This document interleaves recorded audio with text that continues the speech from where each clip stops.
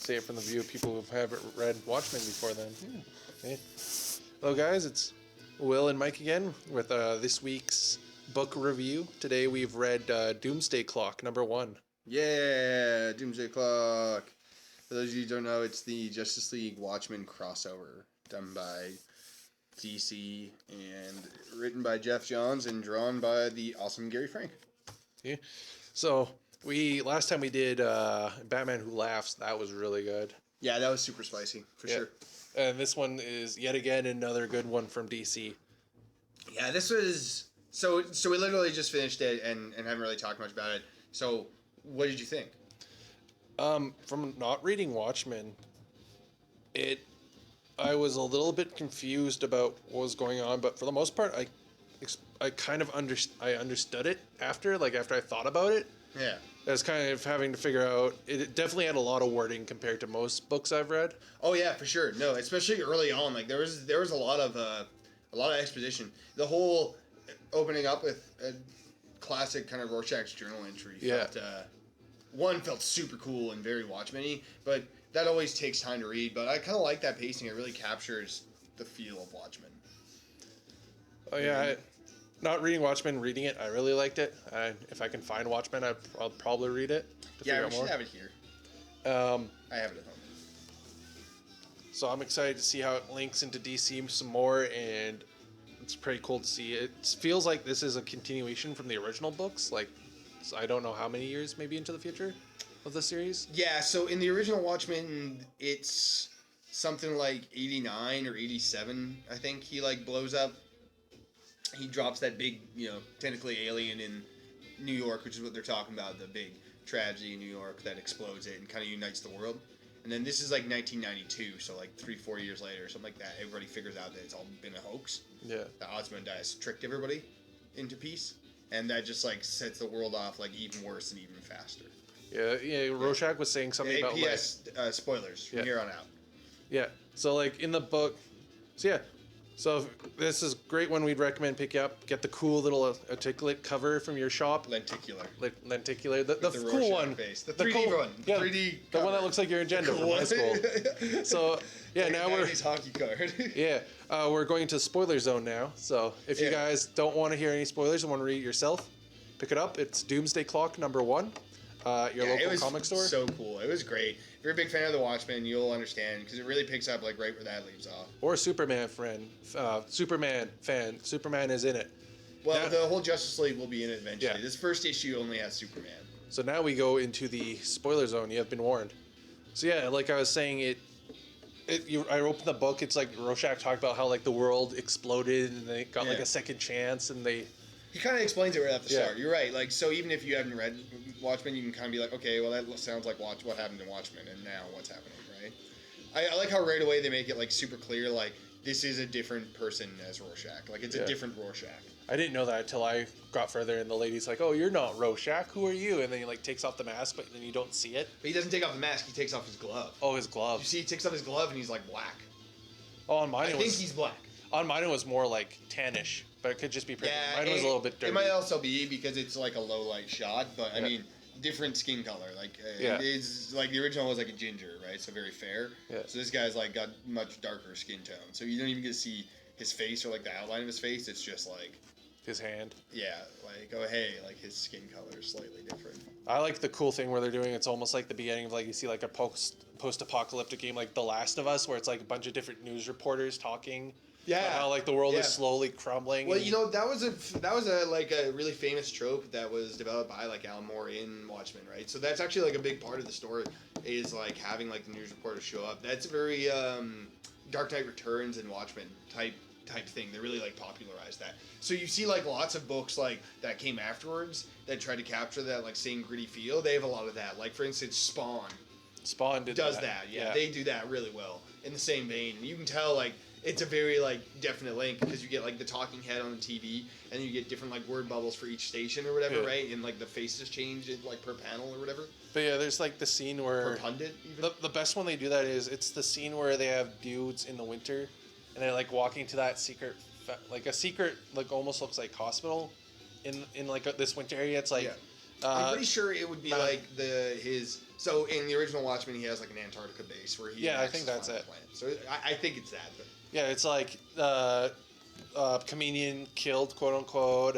Dr. Manhattan disappeared, and you see them walk in, and it's a chair, like an MRI machine, I think, something like that, like his own custom little special one that he made. Yeah. And it's got a X-ray on the display, and it's got like a bright white dot on the skull where he would have his brain cancer. And they do a cool little thing where... Oh, man, you know what? I didn't even make that connection. So that's Ozzy's brain scan. Yeah. Okay. And they do a cool thing where it's like, it goes, zooms in, and then it's like the screen turning off. Then it turns back on, and it's the guy like, yeah, we're dropping the nukes. Everyone escape. Like, everyone evacuate. So Russia invades Poland, and America's got given them an ultimatum, 4 hours to pull out. And Rorschach ends up breaking these criminals out of prison, or this new Rorschach. Which is what we're talking about. He kind of proves that he's a different Rorschach by revealing his hand to this chick, and turns out that he's. You think the whole time, you keep referring to his partner. You think he's working with Night Owl because that's who he always works with. And they go back to Night Owl's lair. It turns out that it's Ozymandias, the most wanted man in the world, because he pulled off this trick and killed millions, and completely fooled the entire world, and they made it really look like shit. I did not make that connection that the X-ray and the X-ray chair at the start, like the MRI machine or whatever, is Ozymandias' CT scan. Because at the end of the book, he reveals that he has cancer. Yeah. And that's why he's like trying to fix this or whatever, it sounds like. So they're going to go try and find Dr. Manhattan. I thought it was super thought-provoking. The whole beginning was really cool with the whatever they're called. The riots like at Berkeley and stuff that's been going on. But my favorite part was when he's like, yeah, Rorschach needs you to go get God, quote unquote, air quotes. And it goes to like Clark's. He's like, we need to find John wherever he is. And then it goes right to Clark's bedroom when he's asleep. And he is having a nightmare. Yeah, right? Yeah. Like, I want to know what's that about. So is Clark tied into John then? Like, is Clark Dr. Manhattan or, like, the main? Superman? Yeah. I don't think so, right? Like, maybe he's interacted with Dr. Manhattan before sometime. Or maybe Dr. Manhattan, like, affected his timeline. Or maybe, maybe he's the most affected, most followed, or maybe he has a bit of his power. Yeah, something like that. That would certainly be cool. It was really thought-provoking, man. They really hit the nail on the head with the start, like getting that really Watchmen-y feel. And more than that, I think almost by going a little bit back in time and having it in 92, you set up the timeline a little more appropriately.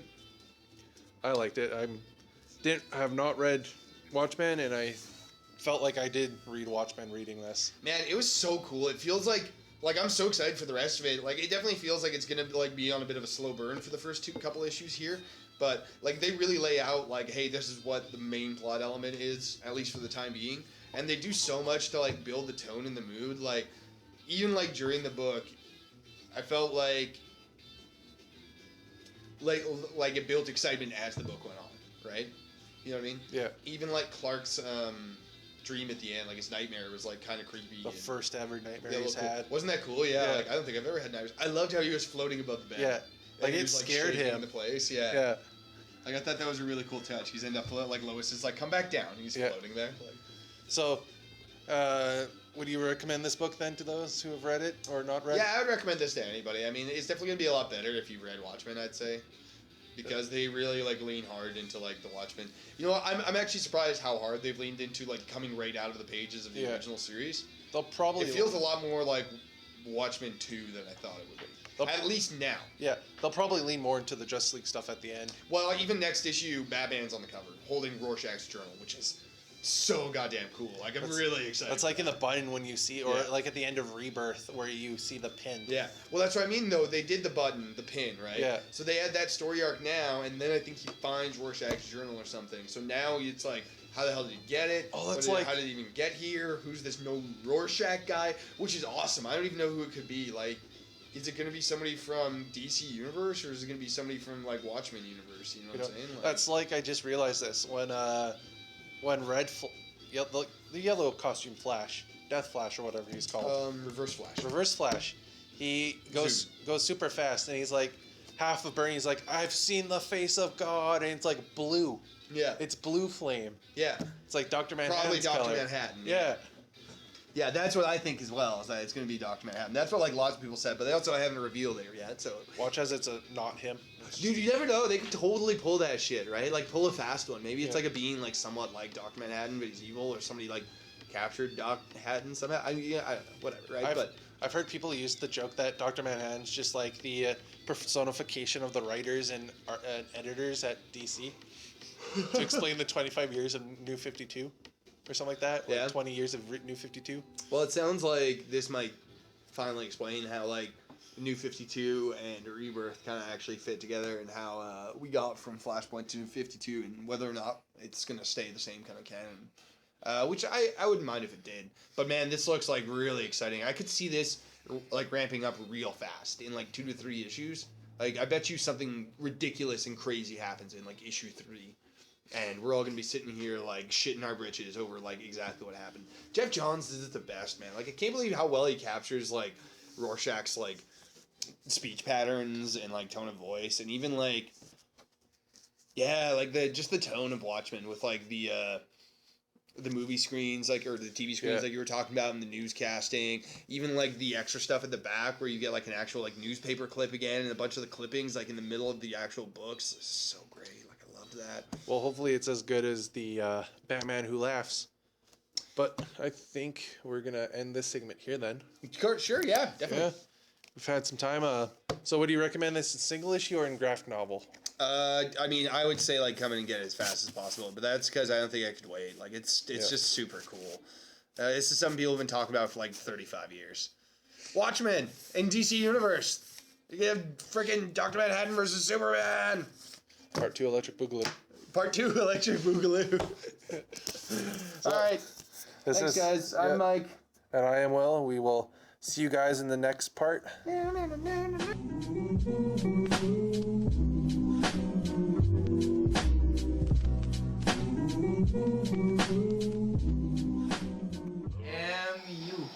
are now. And your podcast too. Yep. All I want to do is watch Magic and Knights in Peace, but now I have to explain the fine-tuning of painting and how dry these chicken wings are. Gluten-free chicken wings. Oh boy. They're not that good, it's unfortunate. They're decently adequate. I guess that's true. Where's the remote? Oh, hi all. This is Will and Bryce, the second part of this podcast. We began the first part of this podcast, hopefully, with me and Mike talking about Doomsday Clock. That was a pretty good book. The DC's been... The book? I thought you were trying to explain Doomsday Clock, just the event that's coming in the future, like the Bible or some shit like that. No. I didn't think you were that serious. DC has really been hitting it. Marvel's been failing. Anyways, we're here watching a show and chilling, eating chicken wings at like 1 in the morning, 12. And we're here to talk about the new chapter approved that just came out, and Christmas ideas, and some painting, maybe some painting that we've done for the past couple of months since you've last heard us. So, where do you want to start? Let's go over chapter approved. Go ahead. Oh, there it is. How much I hate it. Well, most of it. We're on 5, right? Now? Or 6? Yep. Tell us why you hate it. It is a $50 book for the price of 5 seconds of admission and 4 additional rules for each group, basically. Ow. Oh yeah, and they mod all the points, so you have to buy the book. Otherwise, you can kiss your tournament ideas goodbye. So, get fucked. That was an assassination. What? What? It's another robot. Well, she's a bitch. A pretty Why do all bitch. the evil ones have big fucking boobs? Or it's anime. Anyways. Okay. Chapter approved. I kind of liked it and I kind of disliked it. Sure, Games Workshop, let's pump out another book that is not the...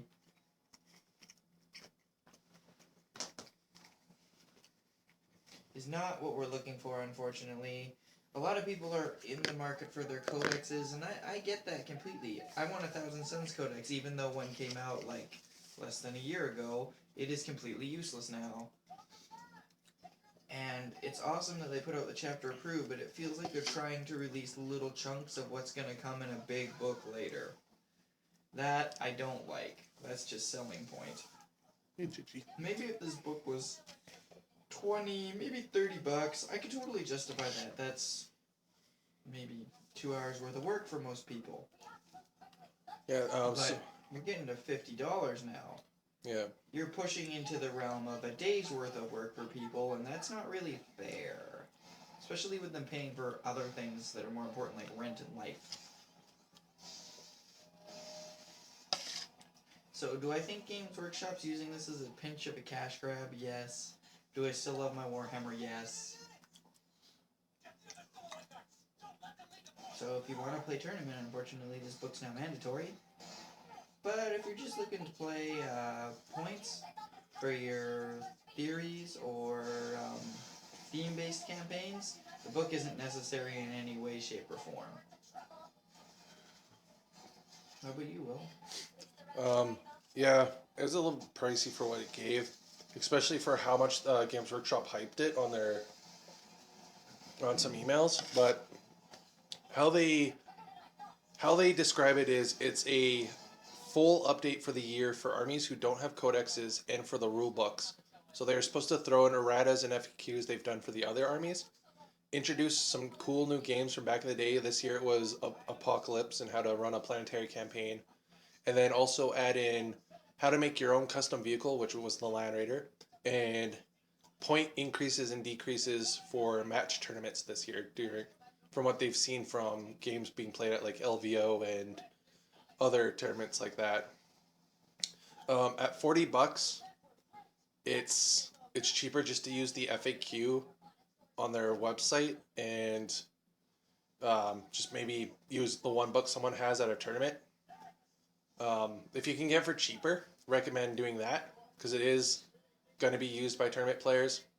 And it actually, some armies did get a good point decrease. A lot of other armies got a good, like, everyone went up to a certain point. So if, like, the big one was Titans. Titans went up from being anywhere between 900 points to about 2,000 to where they're all now 2,000 points. So on and so forth. I think one was 1,200, but it's clear that they're over the 1,000 mark now. Yeah, by a lot. They want Games Workshop wants you to either it feels like for lower games they don't want people to play Forge World, which is weird because that's their company. But Forge World only really sells well in America and in the UK. But it seems with the Apocalypse rule, like Apocalypse getting introduced, they want you to save Forge World and like your Titans for Apocalypse. So they raised the point increase to kind of have people use less of them and kind of keep them in their own game. And a city's burning. Feels like they're trying to push Apocalypse-based equipment out of mainstream gaming. Yeah. And into your higher end, you will pay for this game. The good thing though is the points updates and army updates for Forge World armies are in the book also. So if you play Death Corps or like Chaos, I think Imperial Knight Renegades are in there. They're called something different. I don't know my Forge World well, but they're in there also for point changes and increases and stuff.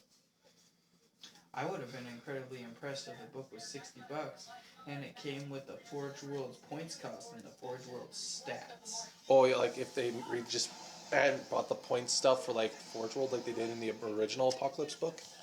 Yeah, they just reintroduced Apocalypse with all of the vehicles and equipment. Actually, that would have been smart. That would have been worth $60. Thinking about this chapter approved literally felt like it was just the Apocalypse book reprinted, and all those points were for if you played Apocalypse.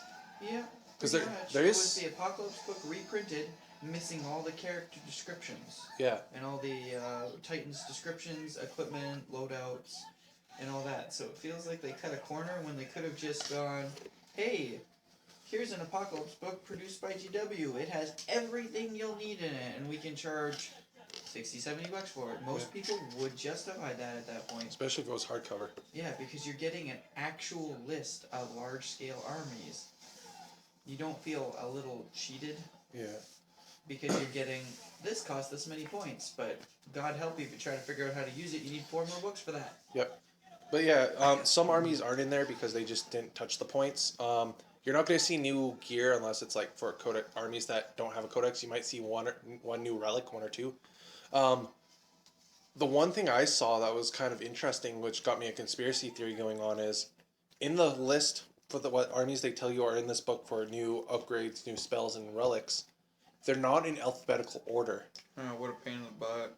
So that to me says maybe those are the armies that are going to, like, that's how the armies are going to get released later on through Codex. Like, which one's going to be next? Illuminati confirmed. Yeah. So we talked about our views on it. Was there anything good that you saw? Like, the point increase, like not having to make new codexes each year and spending $60 on those, 50, 60 on those is a good idea. We already know they're gonna make new codexes, though. Yeah. Come on, don't. Yeah. That's what they said About the when indexes. The indexes came out. Oh, with these, you won't need a codex. And then they kind of chuckled, and we all wondered why that happened, because we all knew if you wanted to play and be effective, you'd need the codex. Well, It's kind of following Age of Sigmar. Yeah. Here's this book Age that teaches you how to play everything. Now you can come in and buy the special book, and you can unlock special powers. Well, the General's Handbook is actually better because it has all the points for all the armies. It has all the new gear for said armies. It has the new missions because Age of Sigmar is mission based. It does give you cool like battle line special things for each army.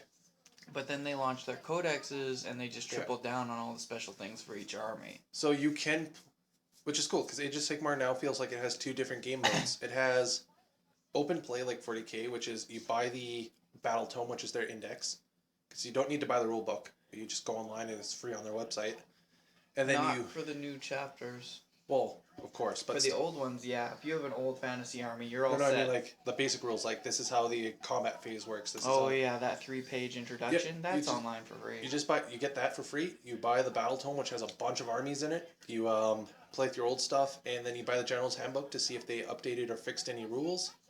And then if you want to play competitive, that's when you have to buy the battle tome just for your army.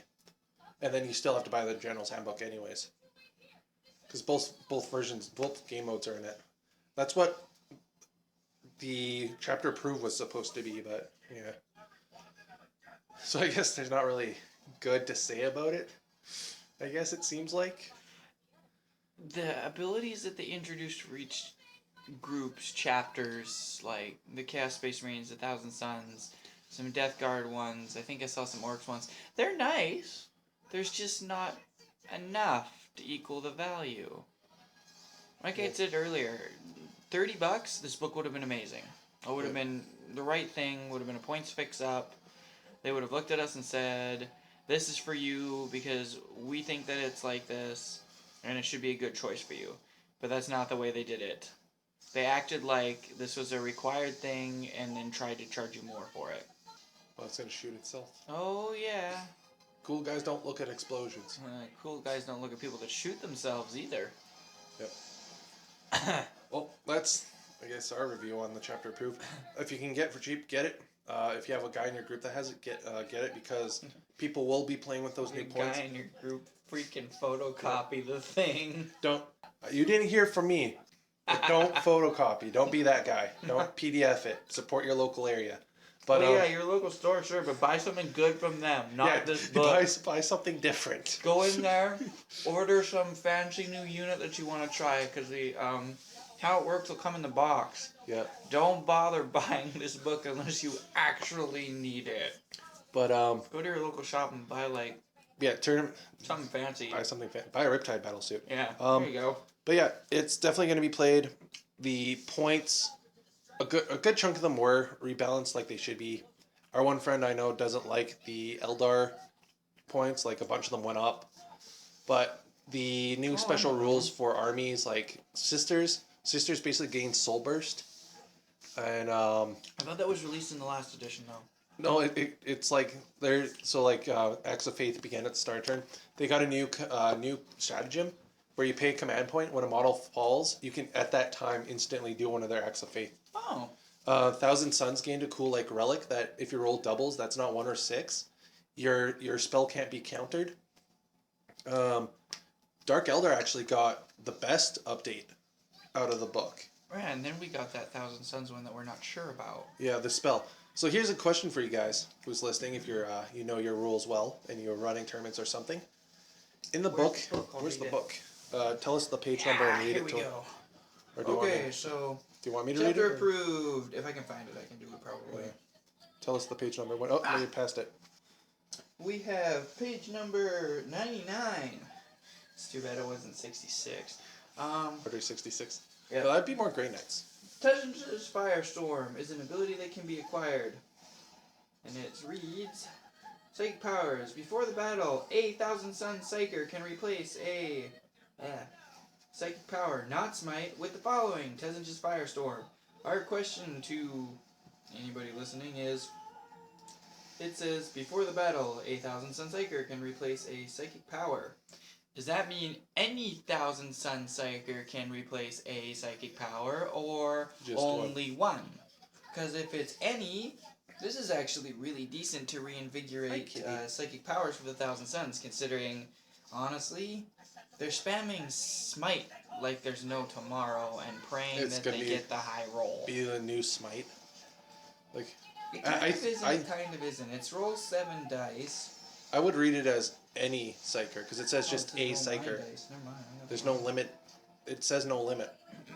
Yeah, it doesn't have a limit on the Psyker. But it does say a Psyker, so we're kind of conflicted on whether they're trying to say one Psyker in your army or every Psyker capable in your army. Because For the Thousand Suns, every Psyker capable is Ooh. actually a lot. Yeah, that guy just got his leg cut off. I think if they meant like just one, they'd be like choose one Psyker. I think so. I'm pretty sure it's more than one. It does, by that rule, because you can't use Smite, push out all the infantry Psyker captains for each of the squads. Oh, yeah. The Imperial Knights got a cool special weapon Oh, on page yeah, 94. What are they called? The Knight Leaders now? They call them the Knight.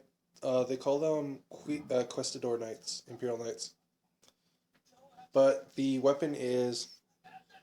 It's called the Ravager. It's melee, strength 6, minus AP3 damage, and you can reroll ones to wounds. That's a pretty impressive weapon. So- I wouldn't go using it on, like, infantry, because you'll be trying to kill them for days. Yeah. Here's the Dark Elder one. This is the one I'd kind of want to end on. Is they call them Drakari now. It's on page 91, and they can. This is Warlord traits. They can choose.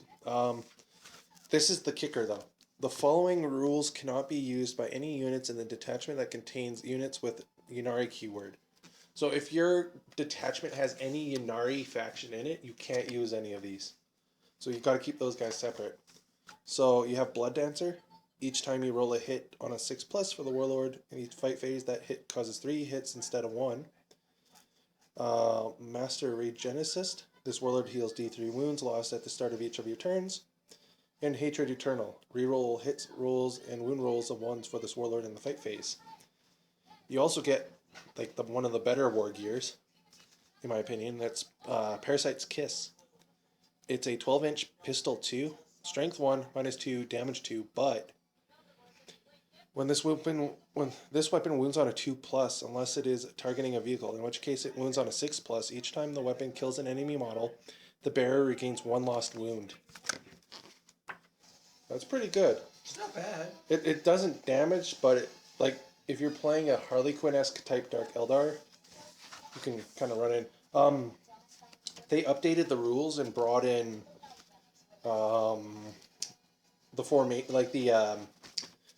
the buildings and stuff. So if you don't have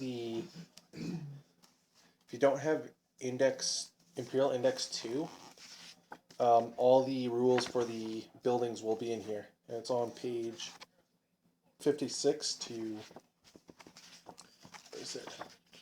56 to 63. Unfortunately, I don't think I've had a chance to look to see if any of the buildings have changed in any way. I think Glenn said they did. Well, we'll probably have a chat about it in our next podcast. Like, I know the cheapest one is not even the defense line. It's a, Wait, is the Tau defense line in there? no, Oh, I didn't think so. just your basic I vanilla. think I saw it. I think they're getting rid of specialty ones. Like, you have to buy them and they'll give you the rules in the box.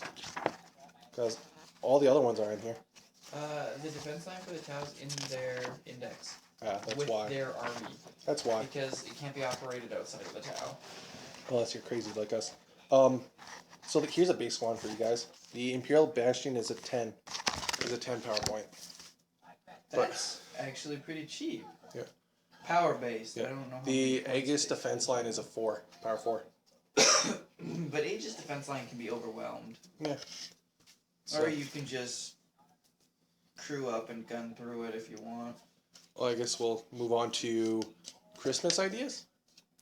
How to buy someone who plays a specialty game like Warhammer or Magic without accidentally buying the wrong thing, or maybe you feel over like whelmed. Your unfortunate best bet is to ask the person to provide you with a picture. Yeah, getting list ideas, maybe going to, if they play at a place a lot and they kind of know those people who work there, asking an employee is the best idea. Second, yeah, just sneak in Ant's questions. Maybe when you see them playing or like painting or building a deck, ask them like, hey, what's this card? And are you missing anything? Kind of act like you're interested, and if you are actually interested, it'll help you later in the years. And kind of go off that.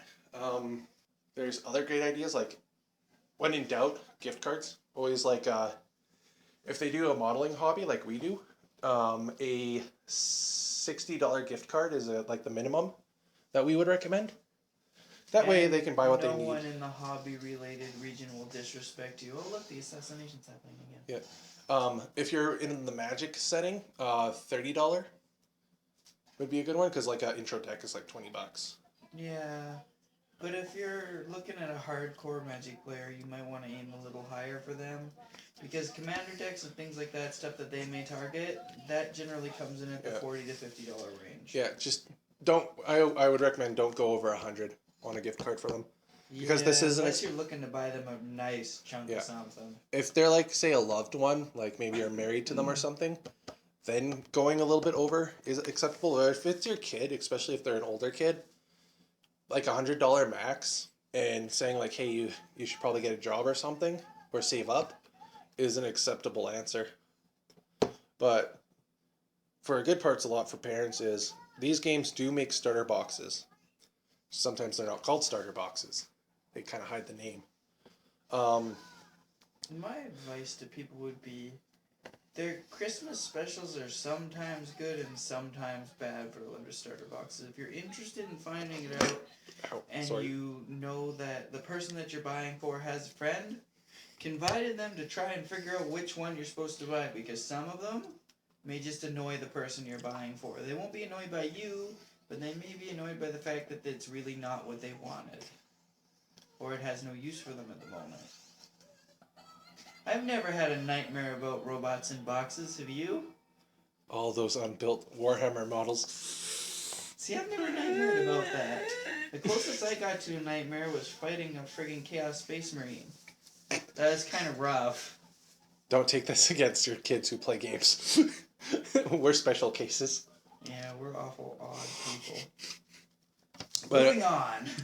So for the card game scene, a lot of our advices too would work for other niche things too. Card games.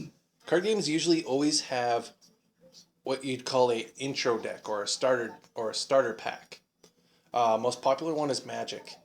Magic makes a deck that you'd buy for one person. They're about $20 each. That's the general price range for card games. And it gives you a very basic deck of 2 to 3 colors and teaches you how to play. So that's the best way we recommend to get started into it, or a gift idea if someone wants to play. Then like Pokemon does the same, Yu-Gi-Oh does the same. I just thought of something interesting. What? Forgive me. The Thousand Suns book says a psyker may attempt to deny a psychic test if they are in range. Yes.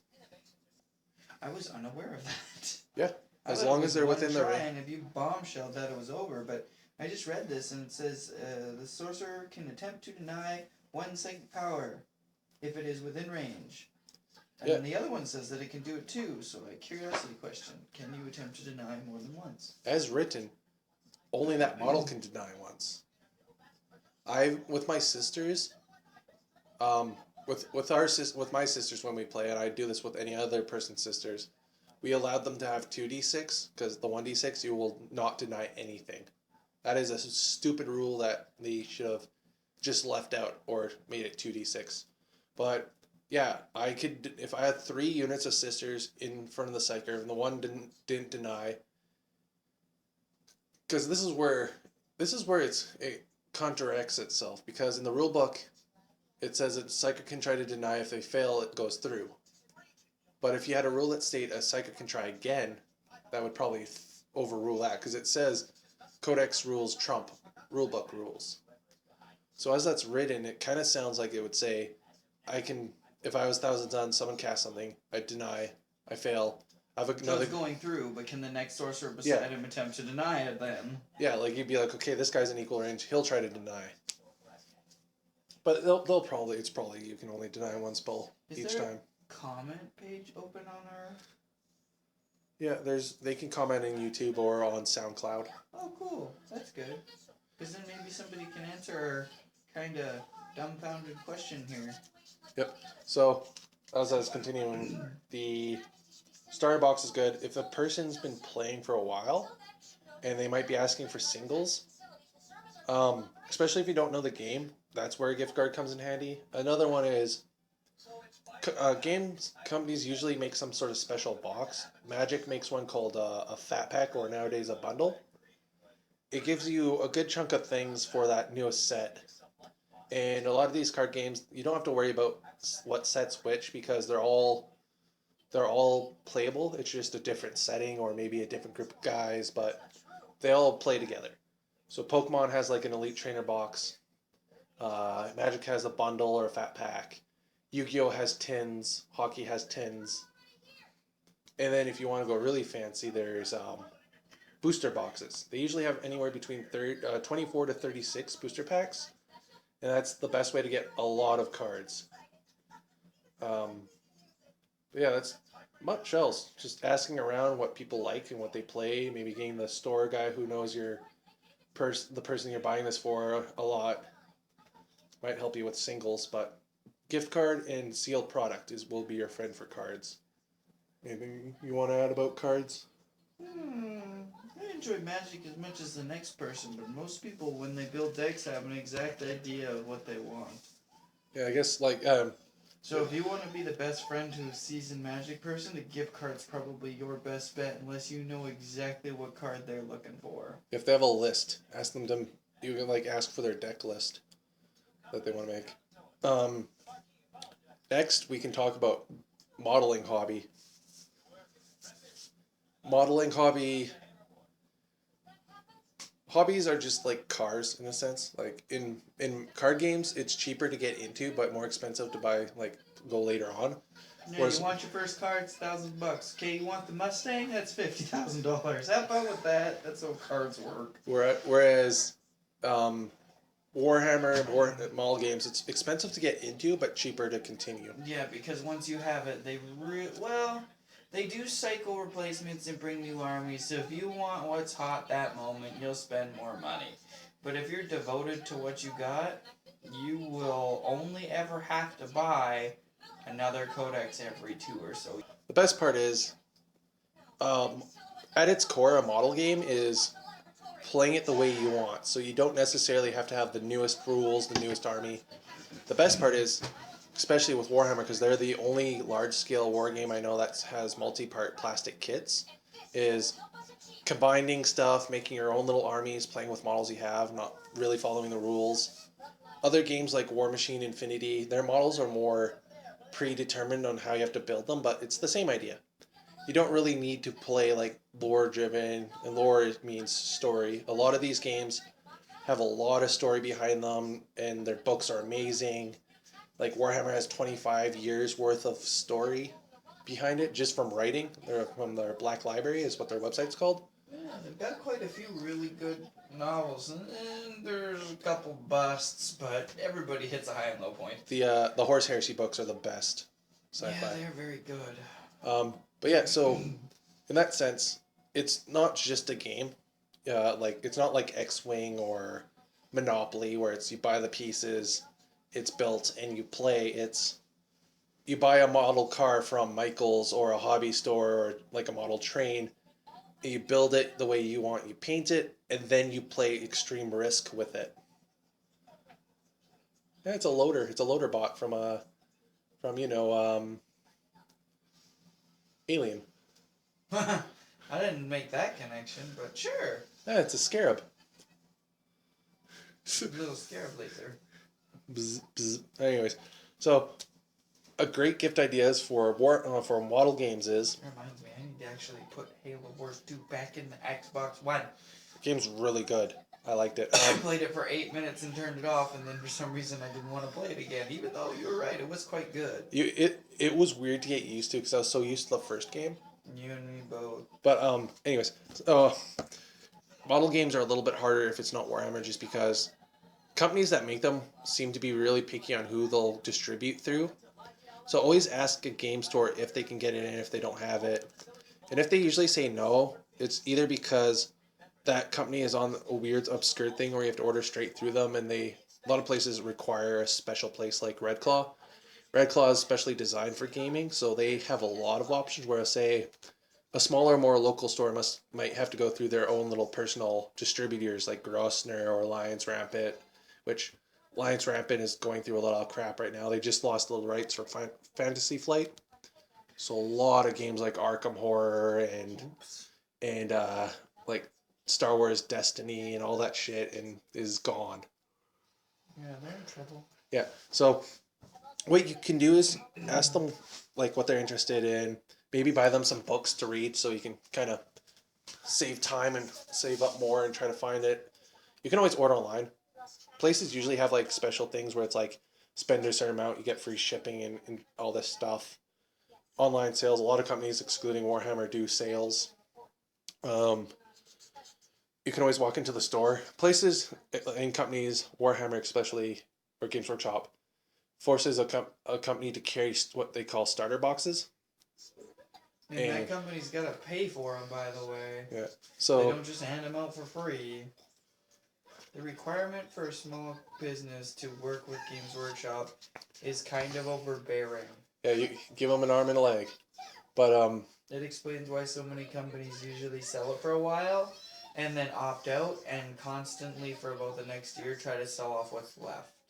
yeah. So always asking for the guy in the store who knows the hobby you're asking for. So like a lot of places like ours, I know a lot about wargaming and some board games, but now I'm kind of losing my touch on board games because a lot of them are web exclusive. Ask for the wargaming guy, the D&D guy, because they would be your best especially if you want to save money. So a starter box will usually have a good decent size of force. Yeah, this will give whoever you're buying it a good decent month or two of building and painting and stuff. Yeah, they have to build the little jet thingy that funnels the cone. They're not Rockets. quite smart enough yet. He just built a rocket-propelled engine that fired a robot through a forest. It wasn't a good idea, but it sort of worked. Aerodynamics. He still went straight. At least Dead. he didn't turn. Anyways, so He's the heroine. It's called plot armor. He's gonna have another nightmare about robots, and then he'll wake up. yeah. So starter boxes. You usually make them for each faction in their game. They're anywhere between 50 to about 100 to 150, depending on what size of box you're getting. A good one is, especially if you have like say 2 kids or something, is The dual faction starter boxes. Yeah. a 2-player starter box. This will give you about 2 armies, the rule books, dice, and of equal size, and that will give them things to do and they can play. Another one is see what they're interested in and kind of find the best army that matches. Because people just want to play the game, and if you kind of spend the time to learn what they like and get the faction they really like, you'll be like the best person to them for that Christmas, because war gamers and card gamers and role players will just love the idea that you actually paid attention and cared about what they liked and you bought it for them. There's other things too. Buying supplies like super glue, cutters, files, paints. Paints is a big one. Yeah, you can't really go wrong with paints. They're not ultra expensive, and you know what? The paints will always need more of them. Yep. It can get a little ridiculous when you start getting more than 4 of each color, but if you've got doubles, it's never a bad thing, especially with Games Workshop paints. In about 2 years, whether they're closed or not, they dry out. Yeah, they turn into rubber. Unless you transfer them to different containers, which is really time consuming, and you have to find somebody who's very, very, very into what they're doing to be able to do that. So spares are never bad. A good one is companies like P3, Army Painter, Citadel. They all build a thing called like a base set or a paint collection set, and they usually release them about the holiday the holiday season. And those can be, they're about $100 or so. Oh, that looked like something completely different. What did you think? Don't question. But I thought it looked like a brain. But yeah, if you get one of those, that will supply them for a very long time. They usually give you your glues, your paints, and your brushes that you'll need. But yeah, and of course, gift certificates, cards. These things are definitely, you want to know what the person's into. Kind of, you have to invest yourself a little. I guess like her voice is like so low pitched. It sounds like a dude. I guess the last one would be Coke and swimsuit episode. Well then, I guess the next thing would be RPGs and board games. Yeah, he kind of is just dirty. How about LARP? We don't talk about that nonsense. You got a problem with LARP? A little. That's cold. I can't trip someone and like actually steal shit from Not them. in real life. How badly do you want them to turn around and real life punch you in the face for tripping them? Well, if you're not quick enough with your armor that you're wearing, it's your fault. Anyways, so board games is pretty cool. Everyone loves board games. Usually, yeah. A fun board game can make a room of people all come together and do something. Places. What's the one that was in Impton that we're going to today? The board game cafe. Is it just called Board Game Cafe? I think so. Or it's like Beyond Boards or something like that. Beyond Board is the one here in Sherwood Park. Is that the one here in Sherwood Park? No, don't go there. Oh, for the love of God, Painting Class Central. I don't hate them. They're really nice people.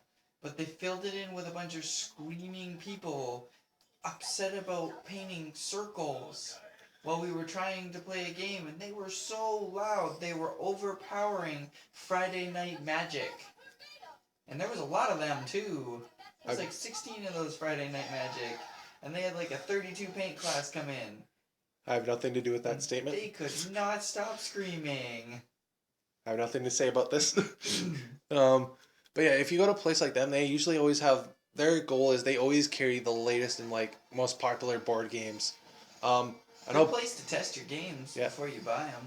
I know a popular one that's out right now is like small little cool group games like Sushi Go, Exploding Kittens, Cards Against Humanity. Cards Against Humanity. If you're old enough for it, don't buy that for kids. Nope. If you want a kids it'll version, teach them terrible things. If you want a kids version, you get Apples to Apples. You can also get Personally Incorrect, which is the more public store available version, which can be played with Cards Against Humanity.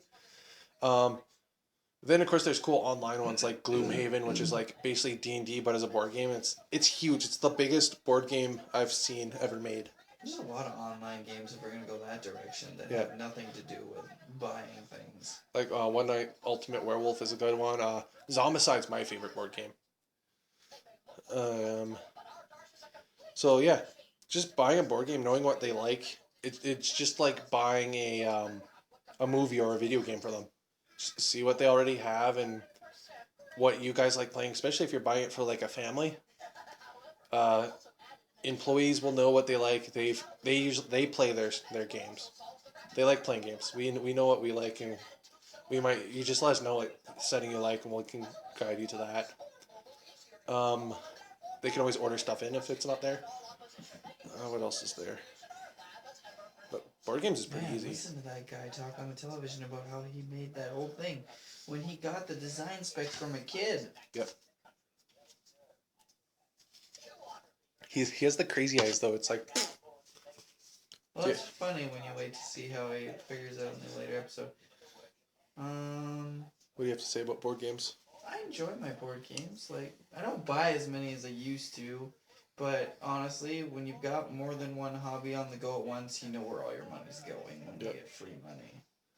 Especially when it's Warhammer or LARP or Magic. All of those are money-consuming games. You don't have to, but if you want to be up on the front lines in like tournament scenes and stuff like that, which I've done before, or things like that, you have to constantly be getting better, which means constantly pouring money into that. I was gonna say, is that like the first female version they made? That's the first horse version they made. It's got 4 legs. I know. It's almost got like the aerodynamic chest. It's there. got a very, Oh, and it open carries other chassis. ones. Yep, and it carries more. Gundam to the rescue. They kind of starting to look more like Gundams every time I see them. When do I get to play Monster Hunter? Yeah, it's Monster Hunter. Yeah, if anybody's listening to this, Monster Hunter is coming to the PS4. It'll be amazing. If you Please buy it. It is a multiplayer game, and we'll need more hunters. if your friends love RPGs and they like playing games to like make stuff and they love the fantasy setting and like exploring awesome cool settings and fighting like hunting down monsters, Monsters bigger than your screen. it's a really good time, but it's not recommended for people who do not like working for their gear. Yeah, if you're not into grinding, don't play. Grinding is a But at word. the same time, that's 4 people. Yep. All trying to hunt the same monster while you're laughing and possibly drinking if you're older. Now, You have before cats. Will goes up half-baked here and tries to freak out about me saying the word grinding, I can explain it. Oh, I was just gonna That is explain what it was. referring to somebody who goes through a game and continuously fights the same creature, monster, boss, whatever you want to call it, to get what they want out of it. Because honestly, RNG just hates people. Or like mining, the same thing over and over. It's basically you do a task repetitively until you get the amount of resources or the item that you want. The nice thing is the games also have campaigns and storylines and character development. But Monster Hunter's always been the, we don't like voice actors, we're going to give you a giant text blob. Which is okay, because it still shows feeling. They write them very well, but eventually some people just can't read that much. Monster Hunter definitely feels like a D&D-esque game where it has its own living world. It has its own atmosphere to it. It's a lot of fun and you feel a part of it. And then when you have your friends, it just feels so much better. This is the first time Cuts it's down on yeah. time. This is gonna be the first time it comes back to consoles since PS2. So yeah, check it out. Wrong. What? It was on the Wii.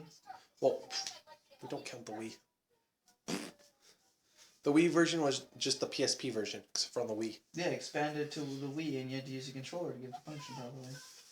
But I'd be really mad trying to wave that ridiculous joystick around while fighting a monster. yeah, It never worked. RPGs. Those usually always, those are RPGs. It's just easy. Every version, D&D is the most popular one. It's called Dungeons and Dragons, 5th edition. You'll know by on the top of the book, it'll have a red word that says Dungeons and Dragons, all red. It's got a cool little line under it. And the player's handbook, which is the one that you should always start with, This is episode's over. it's like an orangey. It's got like an orange cover to it, where a couple of people are fighting a giant.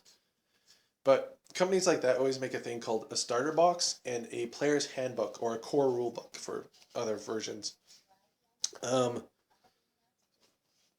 you want to go over the two differences? Like which one, like the two goods, pros and cons for getting each? What, starter boxes? Starter boxes versus player's handbooks. Ooh. And starter boxes for which again? Just in general. I still think the Pathfinder starter box is the best deal out of any that I've seen so far. Starter boxes in most games are exactly that. If you don't have anything yet, They're excellent. If you have some starter stuff, you're buying replicates and you're probably going to hurt your wallet more than help your game. I wouldn't recommend that a person buy more than 2 starter boxes for something. Yeah. 2 is just enough to start filling things out. It's especially noticeable in Warhammer. 2 starter boxes means you'll have a bunch of troops, a couple elites, and maybe 2 HQ choices at that point. That is more than enough to fill out an army. At that point, you need to start thinking, what's bigger, what's better, and what else will help me kick butt? Because spamming troops in that game will get one really nasty thing that eats troops like they're made of candy, will mow you down way too fast. Unless you're NIDS. Because you need like 200 of those little dudes to make an army effective. Unless you play elite. But for D&D, yeah, for role-playing games, starter boxes are great. Yep. They give you the basic rules of the game.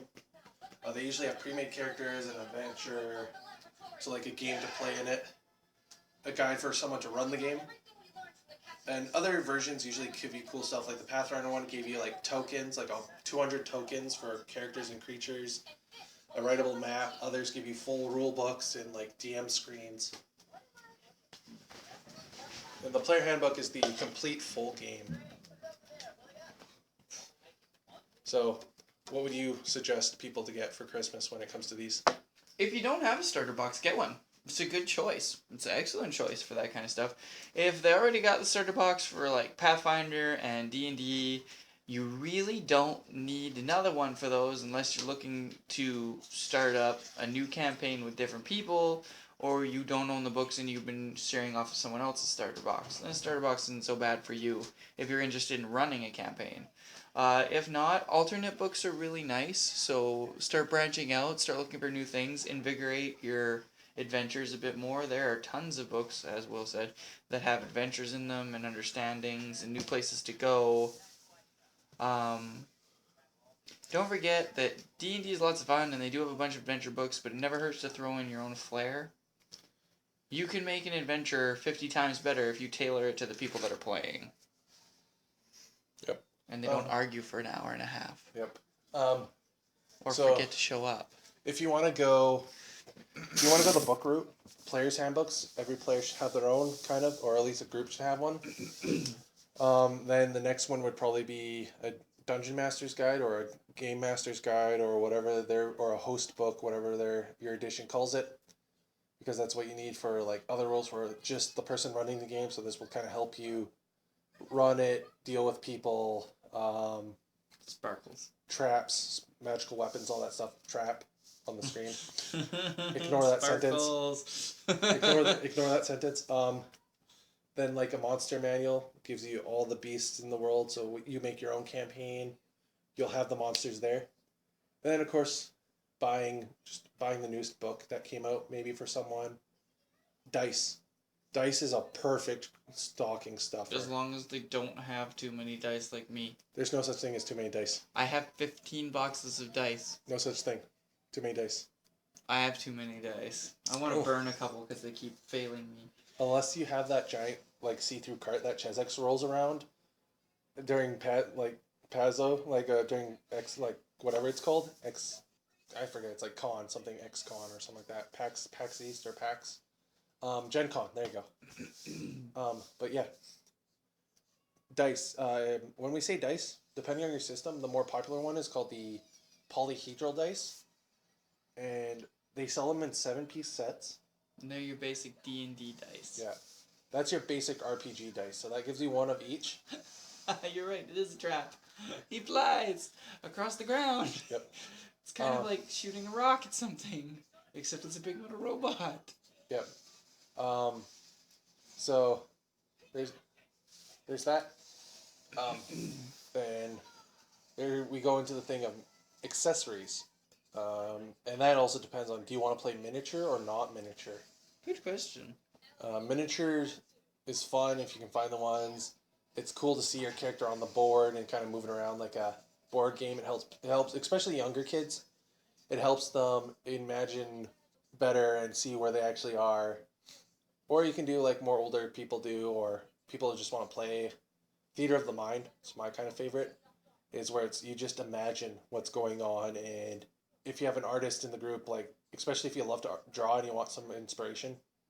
Draw out what you just played and what your character looks like and stuff, and that saves you some money. But if you want to go the miniature side, a great idea for anyone. And the best part is this is a one-time buy, especially if you take care of it. Is a Chezek battle mat. They're a rewritable mat made by Chezek, the same people who make the dice, and they're a wet erase vinyl. They're hexed on one side, square on the other, and you can draw whatever you want on it. They last pretty long. Then there's miniatures, of course. They usually sell them in random boxes, or you can buy singles depending on the store, and Reaper Minis makes the best. They're really cheap, and they usually make what you want, and you know what you're buying. Because they're all like, buy human female fighter, and like wizard, and all that stuff. We do a really good job with. Do you have any other ideas for RPG like accessories? You can find RPG like accessories just about anywhere. Like go into your local hobby shop, look for small models. I'd advise to stay away from Warhammer. Christmas ideas. Yeah, pretty much. The basic ideas. Gift cards. Asking the employees of a store that they play at. Ask the employees if you trust them, not if you don't. They might try to force sell you stuff. Yeah, just be cautious. Do some research online. Kind of sneakily ask what people want, or kind of watch what they do. Like maybe pop in on them when they're working in their like in the garage and on their hobby bench. This might be a little bit harder for we're going off top because this is not a thing that we talk about, but maybe it might be a little bit harder for more niche things, or maybe things that are more restricted due to your country, like maybe gun laws. Maybe the person you like really is into, maybe their thing is competitive shooting, which I really like and stuff. That is going to be just a little bit hard to buy Christmas gifts for, because a lot of the time you need licenses for depending on what the item is. Unless you live in America. Yeah. I think gun licenses almost don't exist. America. Good for them. But yeah, it's the same idea. Just learn what people like, kind of research what you can and cannot buy, and what they need / what they don't really need. Don't overspend if you don't think you can. Just the idea of you buying something for them is good enough. You got a sword and a shield and a mecha, and what do you hit him with? Your kneecap. A knee to the face. Yep. But yeah, It's a pointy knee. I think that's going to be it for our little chat about Chapter Approve and our Christmas ideas. I don't even think that was chatting. It was mostly just me crying about Chapter Approved. I expected so much more. Yeah, so much more. So much more. Everyone was. Yeah, we're going to see you guys in the next podcast. If you guys have any ideas or suggestions for Christmas ideas, or want to ask us, or future podcasts, or you want to ask us our personal opinions for maybe getting something for people, or maybe next holidays, or setting up stuff, or just want to join groups. I think we might chat next about how to join groups and find them in your local area, and maybe talk about our hobby progress, which we forgot to do this time. But yeah, we will see you guys in the next podcast. Yeah, have a nice night. Bye-bye.